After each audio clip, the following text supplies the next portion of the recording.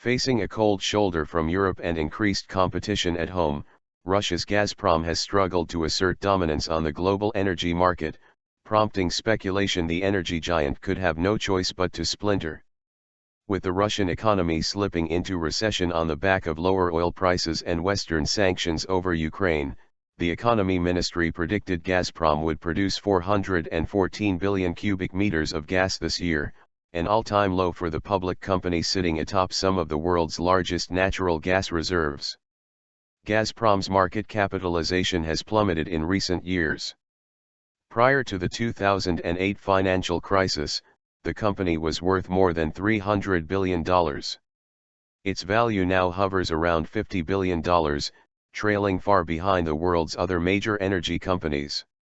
Gazprom is confronted with the greatest challenge in its history, Chris Weafer, a partner at the macro advisory consultancy firm, told AFP.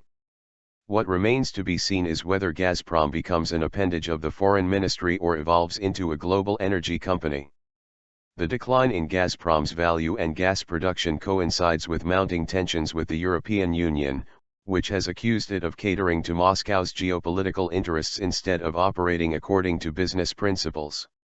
Gazprom is now grappling with a series of issues, including its recent loss of the Ukrainian market, Europe's energy diversification efforts and increased competition on the domestic market, which jeopardize its status as a gas giant. The gas giant struck a $400 billion natural gas deal with China last year, an agreement that was heralded as the symbol of Russia's pivot to Asia. Moscow and Beijing have since agreed on Russia supplying natural gas to Western China. But Western sanctions imposed on Moscow over the Ukraine crisis have undermined Gazprom's attempts to turn away from Europe, its traditional market. Washington's ban on technology transfers to Russia for certain energy projects, including Gazprom's Yuzhnoye Kirinskoye field in the far eastern Okhotsk Sea, is stifling Moscow's ambitions on the Asian market. Gazprom was set to use the field to develop its liquefied natural gas, LNG, production capacity and, according to some reports, exchange assets with Anglo-Dutch company Shell. Without U.S. technology, experts fear that Russia will not be able to exploit the field's resources. This is bad news for Russia because the production of LNG is a strategic objective in the region, said Valery Nestorov, an analyst at Sberbank Investment CIB. The Ukraine conflict, which has propelled Russia's relations with the West to their post-Soviet nadir, has meanwhile exacerbated Europe's desire to dissociate from Gazprom.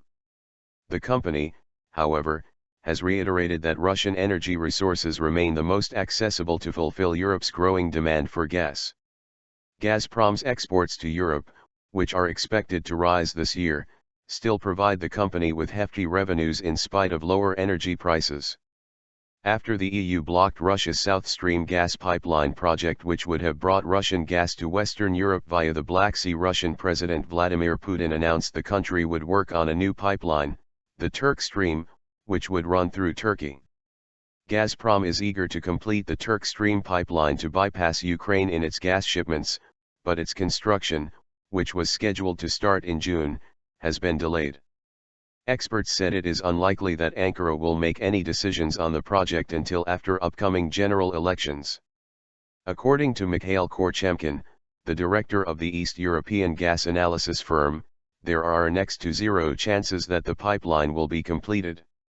Critics have said Gazprom has been slow to react to the ever-changing gas market, clinging to lengthy contracts pegged to fluctuating oil prices. Analysts have claimed that Gazprom could benefit from dividing its mammoth structure into smaller entities that would be more efficient and transparent. Russian media has reported that Igor Sakhin, the influential head of Russian oil giant Rosneft, has asked the government to open up gas exports to competition and to split Gazprom in two, separating energy production and transportation. "I'm not sure Gazprom survives this difficult period," said analyst Korchemkin. "It would be easier for its development if it split into pieces within a couple of years."